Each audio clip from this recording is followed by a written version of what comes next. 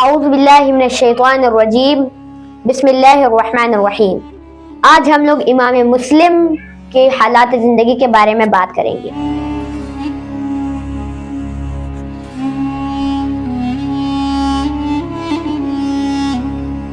امام حدیث امام مسلم کا پورا نام ابو الحسین مسلم بن حجاج القشیری النشاپوری ہے۔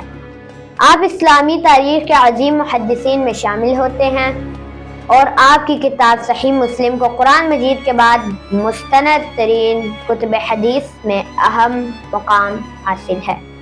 امام مسلم سن 204 ہجری میں خراسان کے مشہور شہر نیشاپور میں پیدا ہوئے۔ آپ کا گھرانہ علم دیانت میں معروف تھا۔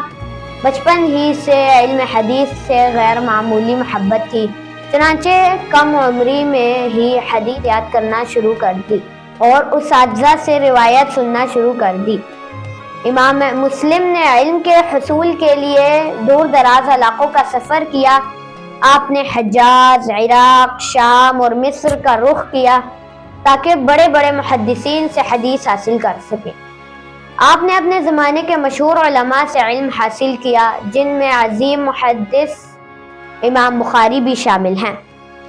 امام مسلم کو امام بخاری سے خاص محبت اور علمی تعلق تھا اور آپ ان کے علمی منہج سے بہت متاثر تھے۔ امام مسلم کو حدیث کی اسناد روایت کی سند پر غیر معمولی مہارت حاصل تھی۔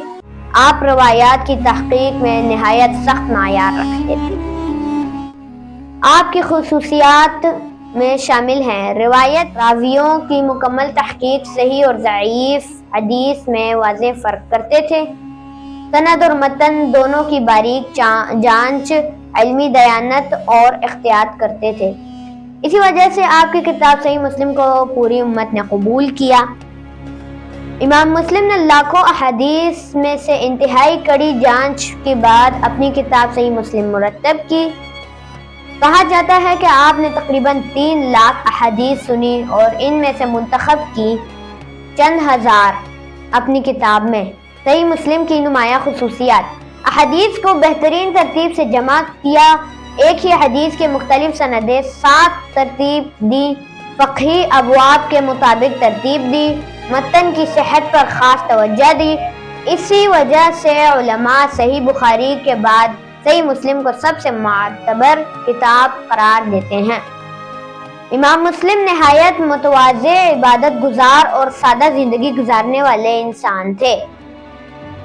آپ کی زندگی کے چند نمایاں اوصاف: اخلاص اور تقوی، علم کے لیے مسلسل محنت، اساتذہ کا ادب، حدیث کی خدمت کو زندگی کا مقصد بنانا۔ امام مسلم نے اپنی ساری زندگی حدیث کی خدمت میں گزاری اور آخر کار سن 261 ہجری کو نیشاپور میں ہی وفات پائی۔ آپ کا علمی ورثہ آج بھی پوری دنیا میں پڑھا اور پڑھایا جاتا ہے۔